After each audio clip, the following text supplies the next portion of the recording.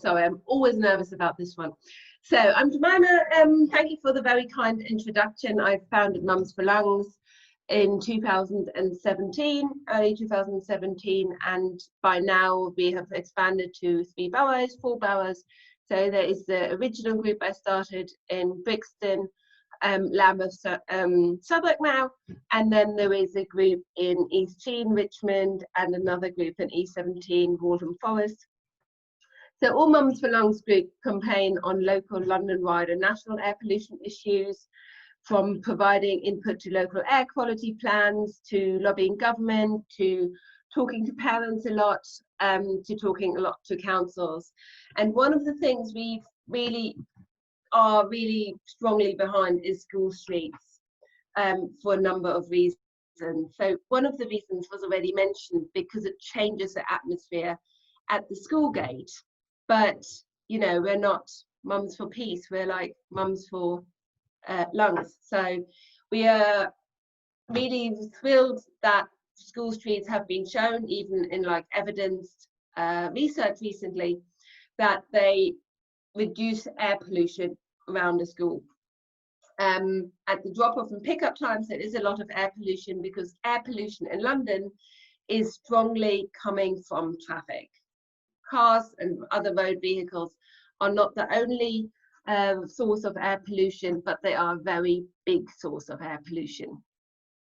And just a really quick recap, I think probably everyone on this call knows, but air pollution is incredibly harmful to anyone, but especially to children who've got growing lungs. And there's evidence that air pollution in the levels that it is across many boroughs of London can result in stunted lung growth for life. It has been linked to respiratory illnesses. It can cause asthma, it can cause cancer. It is linked to exacerbating illnesses such as diabetes. Even mental health issues have been linked to air pollution. And, you know, it is across the world one of the major sources of premature deaths. In London, the figures are something like around 10,000 people are thought to die prematurely every year because of air pollution. So knowing that that comes to a large extent from traffic, it is therefore obvious, I think, to me and probably to all of you, that we have to cut traffic down, especially around the school run and around the schools where children, young children are clustered, especially at pick-up and drop-off times in large numbers.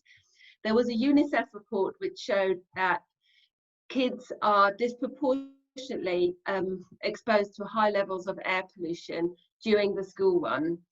And there is other evidence that shows that about 25% of rush hour traffic in London is caused by the school run, despite very small catchment areas. So a lot of these school runs are actually around 1 kilometre or even less, distances that most children and most parents could actually walk or cycle quite easily. And interestingly, school streets, because they mean that a road near the school will be stopped, the traffic by the school will be stopped and prevented from running down this road as it would usually. It means that driving and stopping at the school, then having your kids jump out of the car, walking them in, coming back, is not as convenient anymore. And as a consequence, it really does encourage active travel. And I had some anecdotal data which was picked up with a hand sign survey in a school in Greenwich where they introduced a school street. And something like 59% of school rides that were usually commonly done on a daily basis by car were then done walking, scooting, cycling, which is really cool and really, directly results in less cars and less air pollution. And it really helps the children as well. Air pollution inside a car is very high. Air pollution can get trapped inside a car. It can be higher inside a car than outside a car. But also, starting the day in an active way is really good for health and learning outcomes for children.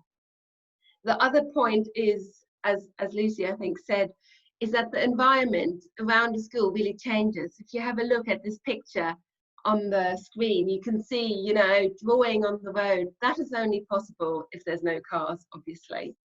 And the other thing is that usually school streets, when they're being implemented or considered at a school, there will be lots of talk about air pollution and why there is a need to reduce traffic. So all the people involved with the school street and the school themselves will directly learn about the need to reduce traffic from an air pollution perspective and a climate perspective, as well as neighbours and residents who would also be affected by a school street.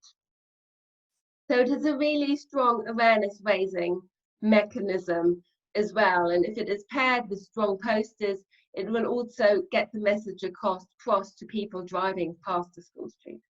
So how do these school streets work?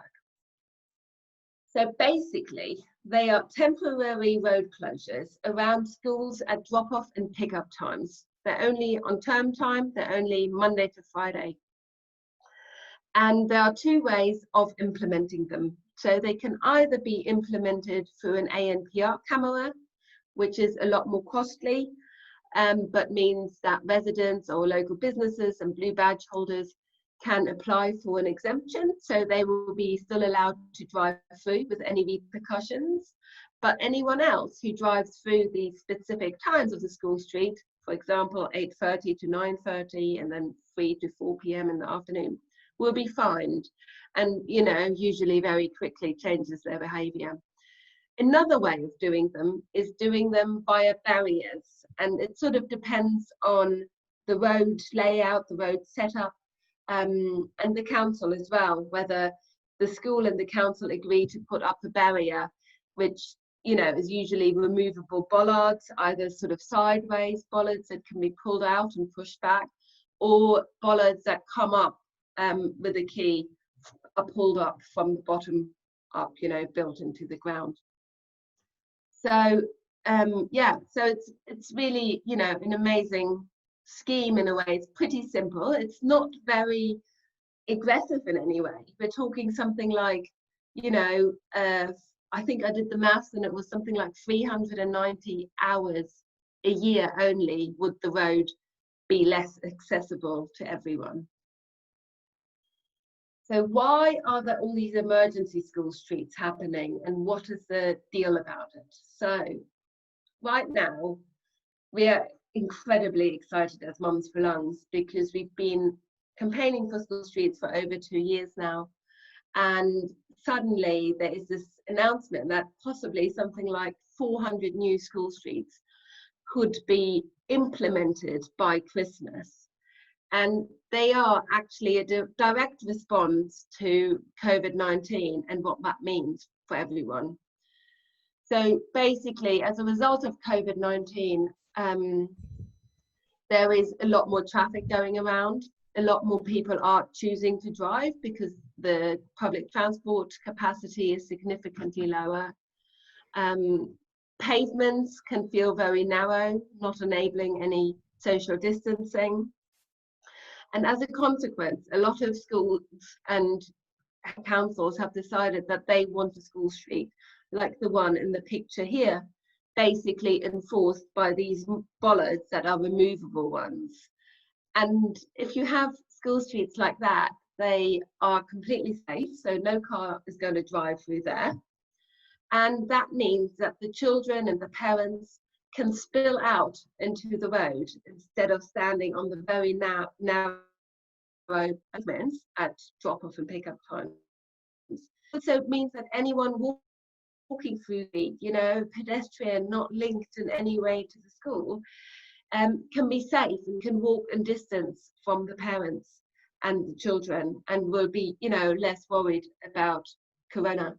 I was standing at my son's school the other day, queuing. There's no school street, and it will be difficult to implement a school street there.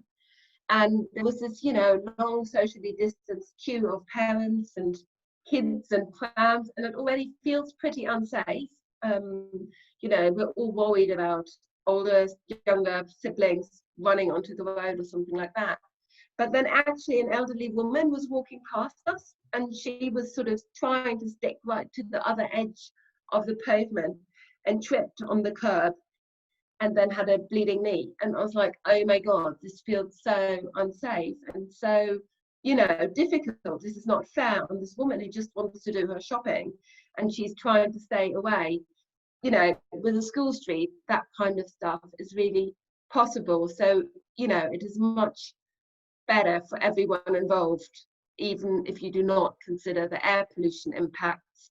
Although I think, you know, with the strong links that seem to be occurring and are suggested between air pollution and COVID-19, from that perspective as well, we really need to reduce car use and air pollution across London.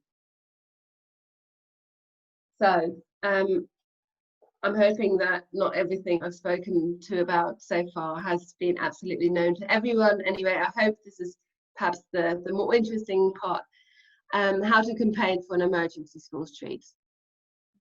So basically, I think you sort of start at the first level, join forces with other parents, have a, you know, discussion when you're queuing, when you're talking on WhatsApp, and just mentioning the concerns you have, whether they may be safety, whether they may be social distancing, or whether they may be air pollution. And I've said here in my first bullet point, be pragmatic. And with that, I mean that I presume that most of you here on the call are most concerned about air pollution, but that might not be the general concern for everyone else. So if other people are more concerned about safety or, you know, social distancing, just go with that. Just, you know, either bring all arguments forward in conversations around this, or just use whatever flies back best. The other thing is that residents can really be allies as well. There is a, you know, almost a bit of a weird either or. If the traffic at a school is really strong from the parents, so there's a lot of parents driving, causing havoc at the school gates, then most likely the residents are a bit fed up with it as well, in which case, you know, it might literally be worth either throwing in a flyer or knocking at their doorbell and saying, look, we're thinking about a school street, would you like this? Whereas if, you know, there is less parents driving and it is more residents driving or residents having deliveries or general through traffic, then it is much more likely that the majority of the parents will be on your side with requesting a school street. But, you know, I would just sort of start with a conversation and take it from there. I think what really helps is to understand really your audience and their concerns, and then develop solutions. So in some schools, for example, there is a significant amount of parents that just, for whatever reason, just need to drive. It's just the way it is. So at Bessemer Grange Primary School, for example, the School Streets campaigners spoke to a local Sainsbury's, which has a big car park. And the car park solution now is that parents who need to drive, can park there and then walk the remaining 700 meters to school. So that kind of stuff, you know, really figure out what the problems are to win people around. But equally, I wouldn't stop just because, you know, there is some concerns, and I wouldn't even stop to figure out all the solutions in order to get any kind of consensus.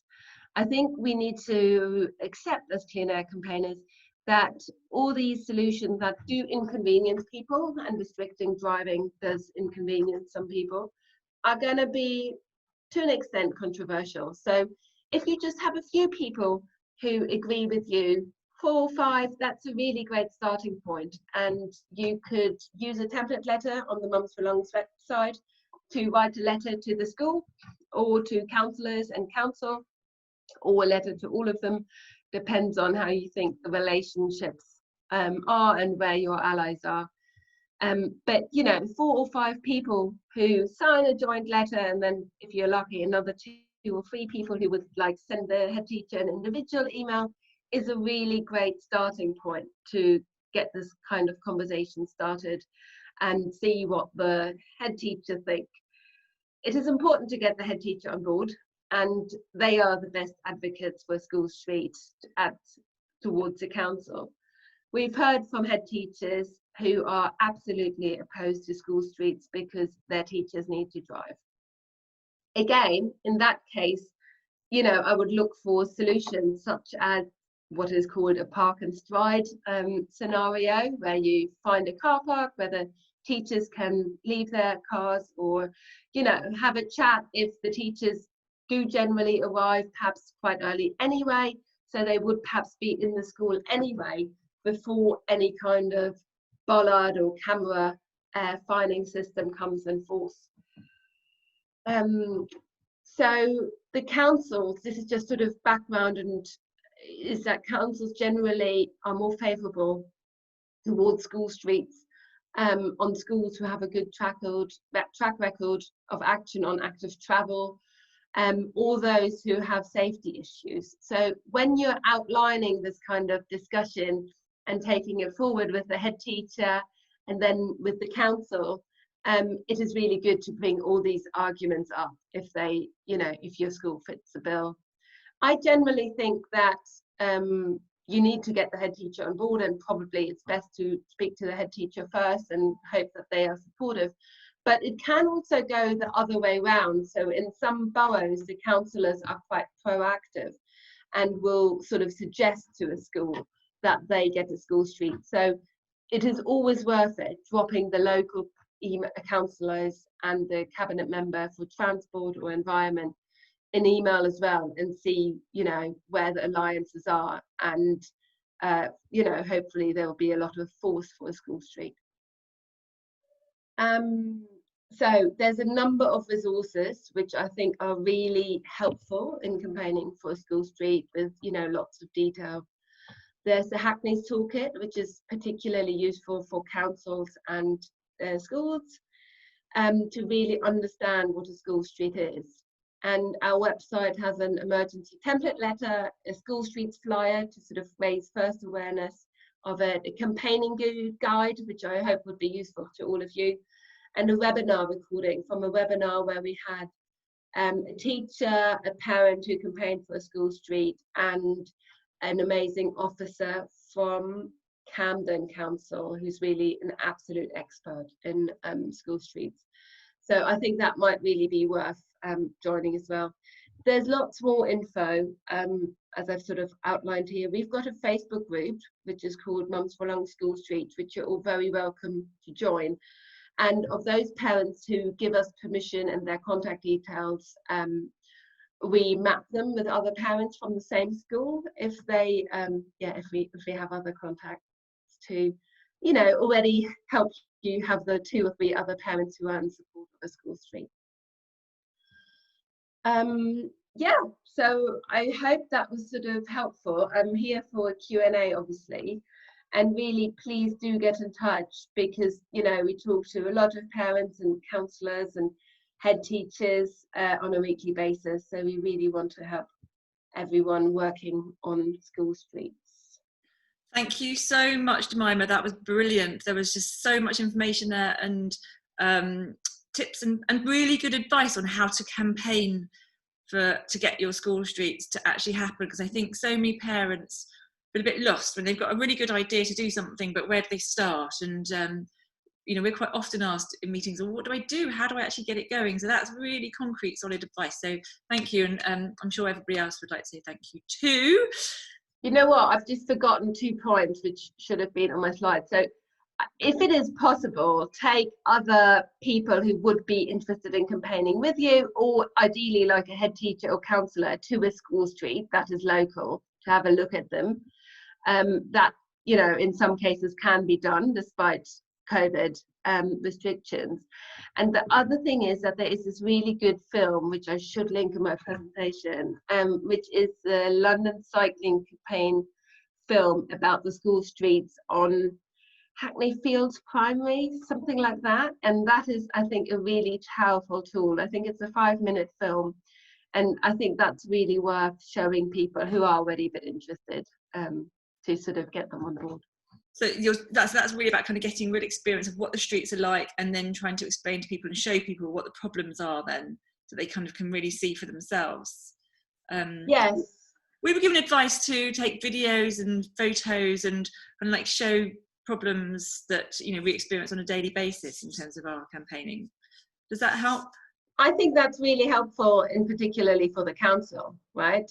I mean, I would expect that the head teacher knows about these problems, but if not, it's good to evidence them. But you know, the council is sometimes not aware. If people don't email the council on a regular basis, or the local councillors, to say, look, this road is a bloody disaster, they will just not know. You know what I mean? Like, the borough is too big to know the details of each school, and sometimes the traffic is quite localized and only, you know, between 8 and 9. So it's, you know, if that's a hotspot at your school, it's great for a school street, but the local councillors might not be aware.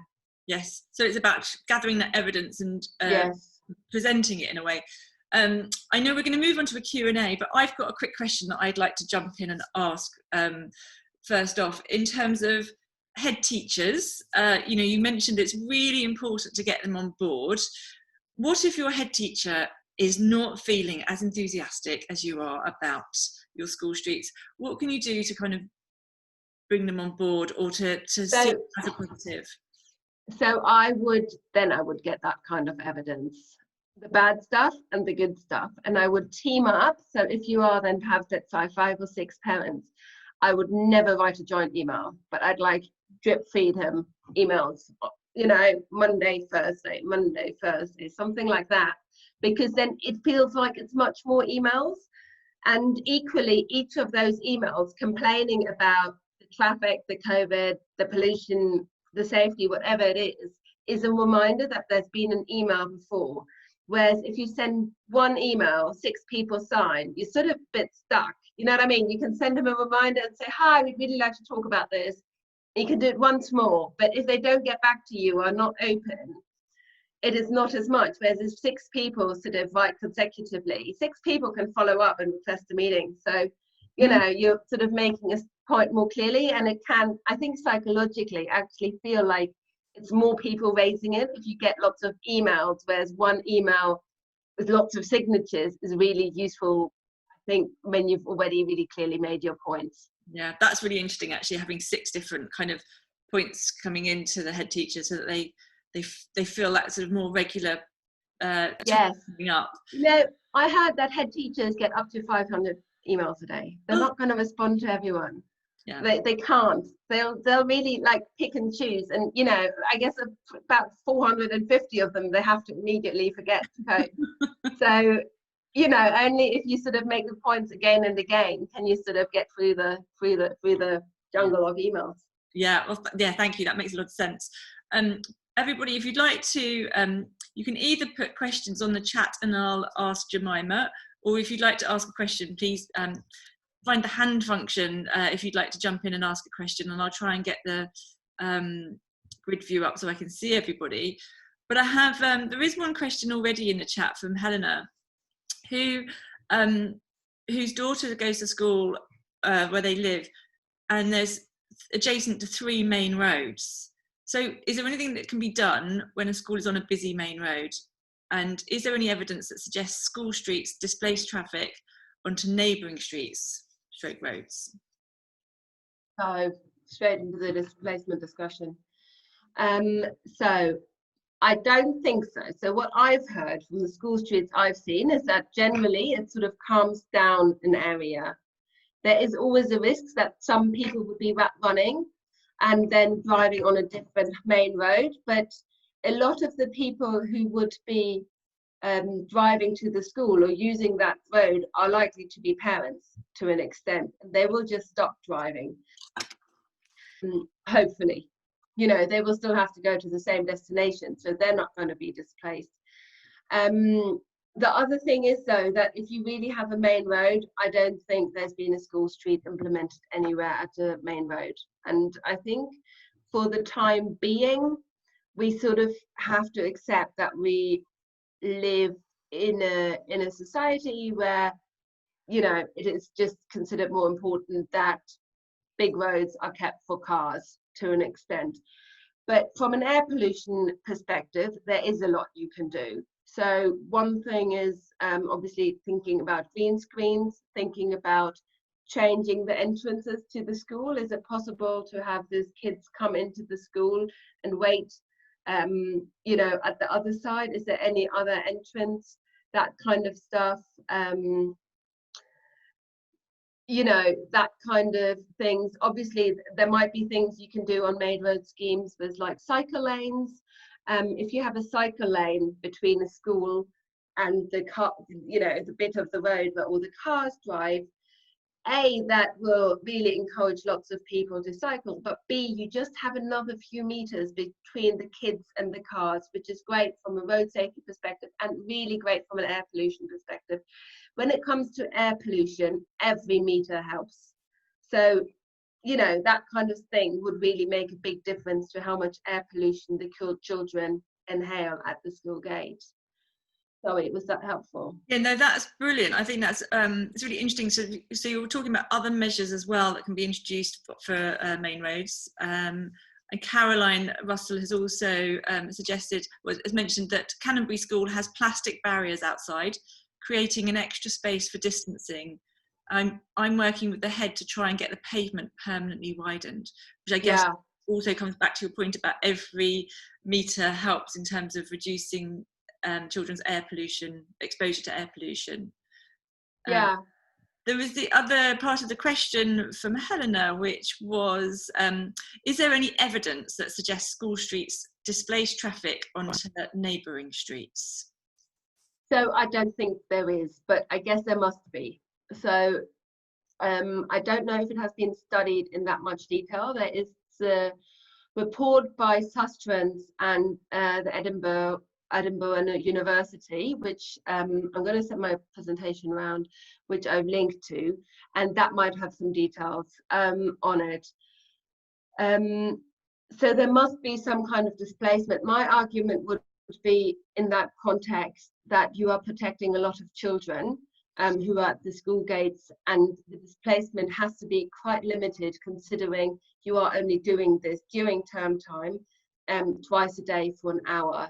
So school streets, you know, they are not a huge answer to huge problems. They're just really helping in a very localized, very time restricted measure, albeit, you know, adding a bit of a strong message about air pollution and driving generally. But so, yeah, so I have heard from other people that school streets have actually calmed down whole areas. That was the case in East Dulwich, I believe, and things like that. But, you know, logically, there must be some kind of displacement, albeit not very much. And I guess it probably depends very much on each school, its situations, its location, and also, you know, what other facilities there are to park nearby. So yes, so, you know, generally I would always think it would be good if you have a school with a small catchment area, and if you put in a school street, you would also want to consider CPZs. You don't want all the parents that, you know, if you have a small catchment area but still a lot of people driving, you don't want everyone parking right up to the school street but not really changing their behaviour. You would want to put in CPZs, so you really encourage people to travel more actively. And I think if you travel more actively on the school one, you're going to, you know, internalize that more and do it in for other short rides as well. Yeah, and I haven't seen any blue hands up, so I've got another question if that's all right, but please do put your hand up or put your question in chat if you want to. You briefly touched on a park and stride scheme. So I think sometimes there's objections or concerns from parents who are saying, well, actually, if there's a school street and I can't park nearby and I have to drive to the school street, but I've got to park, you know, 2 streets away, 3 streets away, I might get a parking ticket. What sort of different ways are there that we as campaigners or parents could help them or find ways to kind of get around that situation?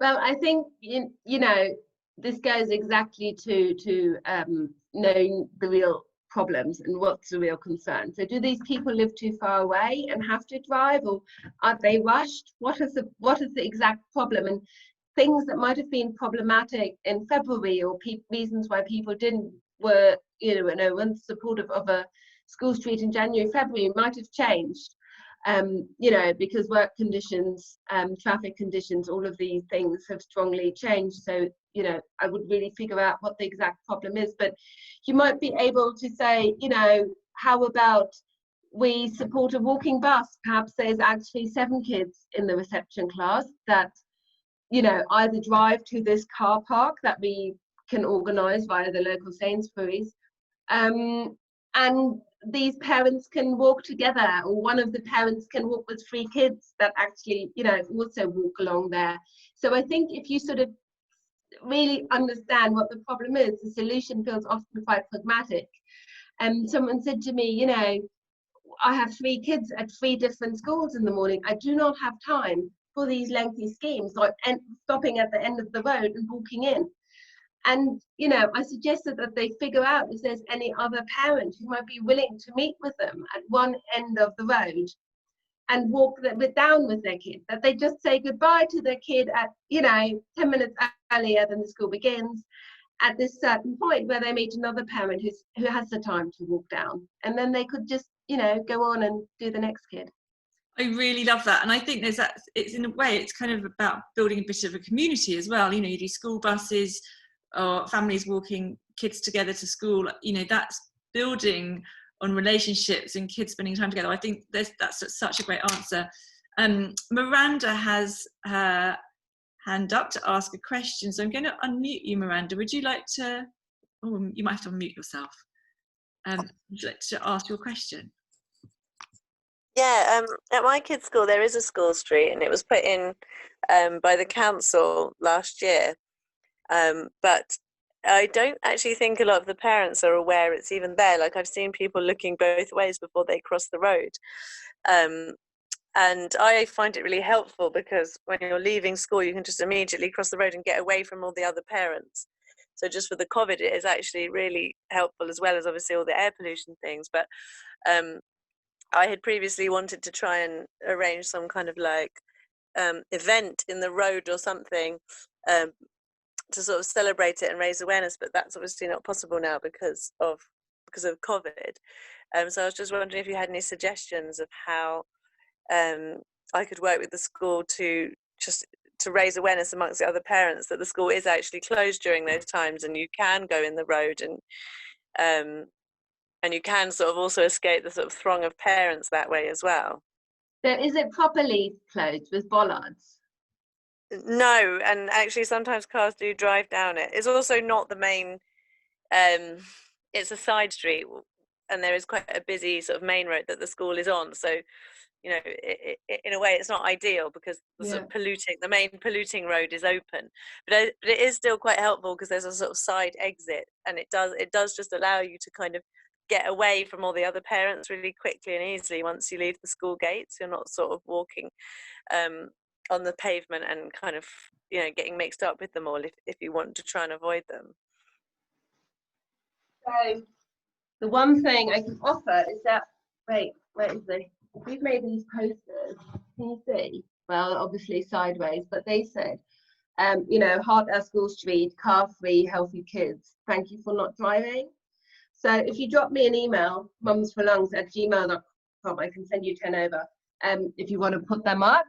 So that might be something. But otherwise, I don't know if you could think about drawing on the on the road or something, and do something like that with the kids. And otherwise, I think the newsletter, to be honest, I feel really like this is just not the time to come out with great party ideas, is it? But the organisation for when it is allowed to have any kind of street party ideas would be Playing Out, or I think Play London. They have lots of ideas of how you can sort of really use this kind of nice space. And does that help, Miranda? Yeah, thank you. Maybe posters and more information in newsletters would be useful. Thank you. And also, I mean, if you say that, it's a side entrance, but this is the quiet one, I would I don't know how, it depends on what is possible with COVID, but it feels like that would actually should be the main entrance. So there is something, I think, for the school to think about, possibly in conjunction with some council funds, about moving things, if possible, to make that the main school gate, just to really reduce the air pollution kids are exposed to, and obviously the stress, you know, the noise and all of that. It's much less stressful. Amir's got a question, who will come to you next, and afterwards Helena had her hand up. So if we come to Amir first, would you like to ask your question? Sure, hi. So I'm just wondering a bit more about how enforcement usually works, so either in the rest of Islington more generally. And I'm asking because my kids' school, Gillespie School, officially had a school street since the start of September, but there doesn't seem to be any enforcement. So there's not had a lot of impact on, some reduction in through traffic, but there's still too much really. So I was just wondering, obviously I've emailed the council, but no reply yet. With barriers, is it usually something that you need parents to volunteer for, or would the school organise those, or should I be asking the council to send somebody down with bollards? Just wondering what's the usual thing in this situation. Okay, so the usual thing. So firstly, I think what we all need to acknowledge to an extent, that these 400 school streets or something like that were like promised, and the high numbers that were promised somewhere between July and September. I think for us as campaigners, we never expected that would be happening.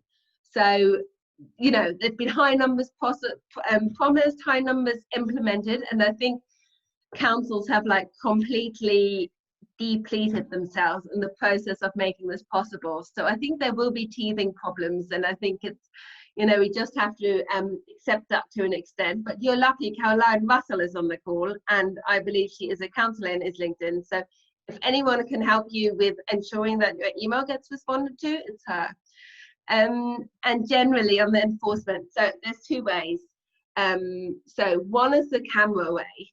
Camera costs about £15,000 each camera, and a lot of school streets require 2 school streets.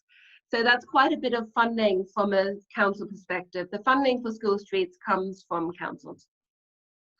And the other thing is that cameras, recently there was a massive lead time. So there were no more cameras available, because basically the cameras producers have never expected this kind of demand as well. Low traffic neighbourhoods, school streets, they're like, sorry, 4 months lead time. So I know that in Lambeth, they're sort of hoping that all the cameras will be in place by sort of December time or January. I think something is like that is sort of the hope, that they will then have the cameras. So it might be an issue like that. When the cameras are implemented, what is usually done is that there's a 2-week grace period. Sorry, just a dry throat, nothing else. There's a 2-week grace period in which people would get letters telling them that they, that's a school street and they will be fined in future. And whilst Jemima has a sip of tea, a question come in from Ellie, who's asking which schools in Islington already have school streets, which is a really good question. And I'm not sure if any of us know that information off the top of our heads. Oh, Rachel, do you know the answer? I sent a link on our Facebook page actually earlier today with the list of existing school streets and the proposed 26, which will be in by December. I can share that. Shall I share that on the chat? Yes, please. That'd be brilliant. Thanks, Rachel. Sorry, Jemima, back to you. No. No, and the other way of doing school streets, which is from a COVID perspective better, is having proper barriers up, right? So either these removable bollards that come up from bottom up, they have to be put up and down again. But they will, I would not expect any council to put them in until they know that the school streets have become permanent, right? Right now, these are emergency things, they're trials. After, a certain period, 6 to 18 months, they sort of have to go through a consultation and then they have to be made permanent. What is often done at the moment is sort of so-called turtle gates, which you pull out and the council pays for them, provides them, I believe, and then the school has to put them up. Mornings, up, down, same in the afternoon. So it's a bit of a painful exercise. The handling of how and who does it varies from council to council. I've heard from some councils that they said that it has to be school staff because of a issue around insurance, but I know that other boroughs, including Richmond, for example, are sort of looking for parent volunteers to put the turtle gates up and down. If this is a situation with a turtle gate and parents have to man it, I think you sort of have to expect a bit of possibly a few unpleasant conversations with drivers who get fed up with not being able to drive through. So I would, put confident people into the first week if possible. It can be quite intimidating, can't it, trying to stop traffic? Yeah. All you've got is And if you stop, people can also be really upset, and I think emotions are a bit raw at the moment anyway. So we had a school street with one of the new school streets too, and we found it was really scary actually when the signs went up and everyone was standing in the road expecting cars not to drive down. And then, of course, they did, but they didn't only just drive down the road, they drove down faster because there were less other cars on the road. So it actually felt for a little while that it was a more scary environment for all the children and parents. So we took lots of photos, videos, evidence and sent it to the council and to the head teacher and to anybody we could think of, really. And eventually we did get some traffic wardens who came and stood at the end of the streets, and that obviously has made a massive difference because it actually was a more problematic situation when people are expecting the street to be empty than otherwise. And I've seen the same thing happen for Thornhill School, where they put 3 traffic wardens at either end. So our council is really great in that they're responding. It takes a few days, possibly a week, for them to get people there, but it's really worth pushing for and making sure that they're aware of the problems you're experiencing, because even though parents can stand at either end and kind of direct traffic away, and I've seen that happening at Thornhill, it can't be relied on. So yeah, I think keep pushing and letting them know what the problems are. Natasha and Rachel, you raised your hands at almost the same time, but I'll say to Natasha, do you want to start, and then we'll come to Rachel? Mine wasn't really a question. I was just going to say that when we were talking earlier about the importance of the head teacher buy-in.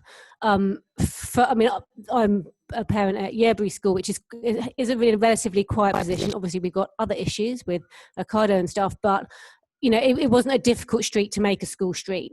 So most of the people that were driving down it, were parents.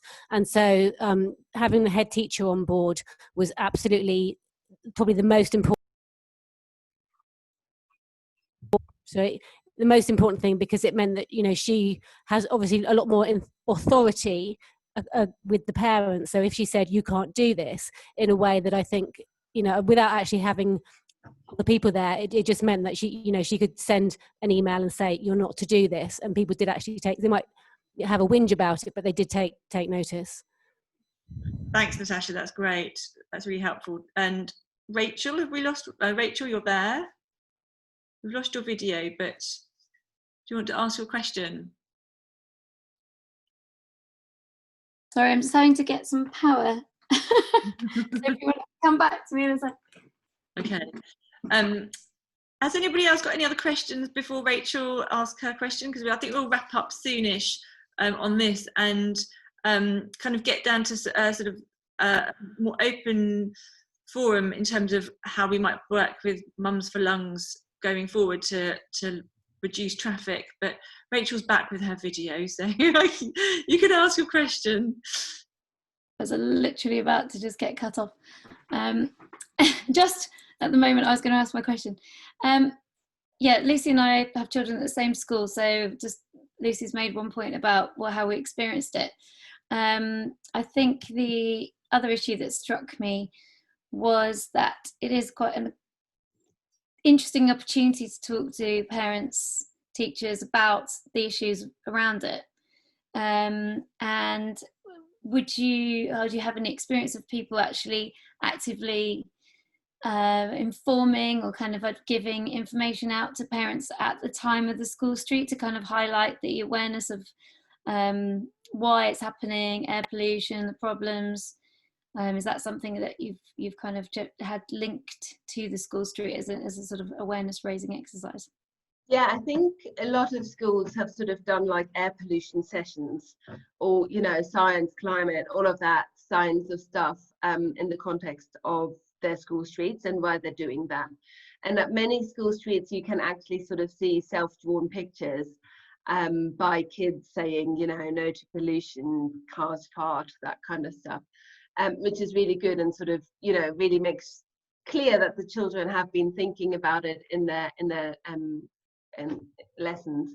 And I do think that often, you know, the head teachers will sort of put it really clearly in the newsletter why this is happening and in which context. And I think it's a really good opportunity if you are campaigning forward to also, and you have the head teacher on board, to also ask them or pre-draft a small paragraph linking to other resources where they could learn more about air pollution or where they could learn more about school streets, you know, to really understand why this is an issue. I always think with all these things, a lot of us hear about air pollution, why driving is bad, and, you know, and then it rains and people might still get into a car and might, you know, just for convenience and so on, don't feel it really affects them. But I sort of hope that if we all as a society get the information often enough, they'll be like, you know what, I don't actually need to drive to XYZ. We can't actually walk, or perhaps we don't choose a hobby this term which requires us to drive. Perhaps we just, you know, find a different way of doing it, even in the rain.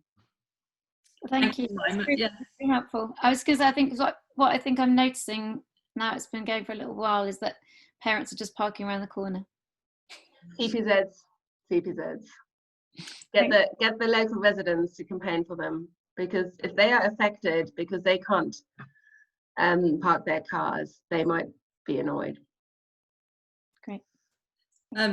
Thank you. So I've got a last question, and this is from me. Jemima, do you have an example of a favourite school street? Now, what I mean is like an example where it's worked really well, and perhaps where they've done things a bit in a more interesting way, or a bit differently, or something that is just beyond the sort of signs up, cameras up scenario. You've mentioned things about children drawing on pavements. I'm just wondering if there's other ideas that are worth thinking about. Or I think it's all really difficult at the moment because of COVID and Corona. You know, I visited, I think 1.5 years ago with Caroline Russell, we visited Hymo Primary in Greenwich, and I really loved it. It was the first school where I had seen that they just put bollards up, and I was like, oh my God, I can't believe they do that. They put bollards up. Until then, I only knew the ones with cameras, and here they just put the bollards up, and the residents were in favour because it was a small road, but you know, there was too many parents driving because it's a lovely school. And you know, they put the bollards up and the residents were supportive, and I've been in touch with the deputy head teacher recently again to hear how it was going and to hear her experience. And they did a lot of engagement with local residents. They invited local residents into the schools for like events to have chats about it, stuff like that. And I think some of the pupils, I think sort of year 4 or something, spoke to the council and did something like almost like a deputation, asking them for the school street. So they lobbied for 2 years, and it was strongly driven by I don't know, I would say drive, but you know, it was strongly supported and led by the children, which was really amazing. And the other point that she made was really interesting, that the deal was that obviously emergency cars and all of that kind, you know, would always be let through really quickly anyway.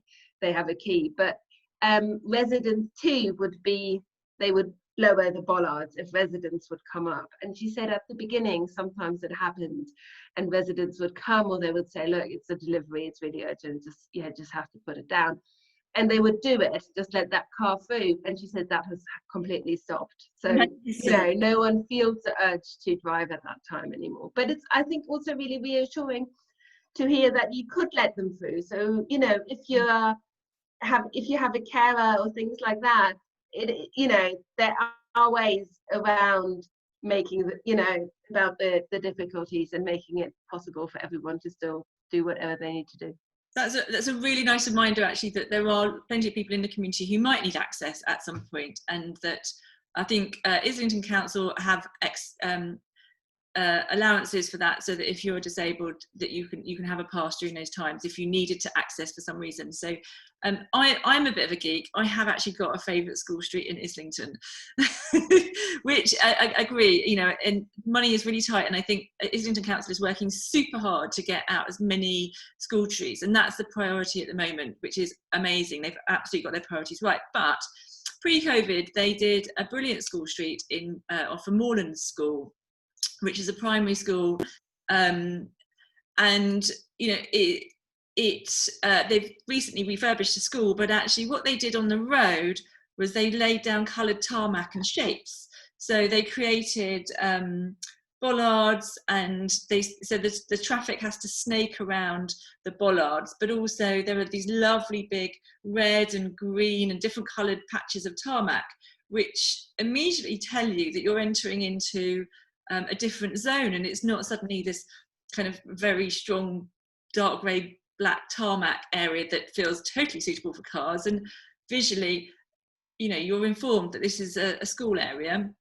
Then they do also have a school street on top of that. So I thought that's lovely. That's something to kind of maybe work towards and build to in the future, once we've kind of got over this amazing initial phase of putting in lots of school streets. So anyway, Moorland School, everybody, I'd highly recommend taking a look if you want to join my school street geekiness. But there has been some drawing, like sort of colourful big dots and stuff on the roads around low traffic neighbourhoods in Lambeth. So yeah. There are ways to create things even low cost, but yeah. Nice. Jemima, is there anything else you'd like to add before we kind of wrap up this?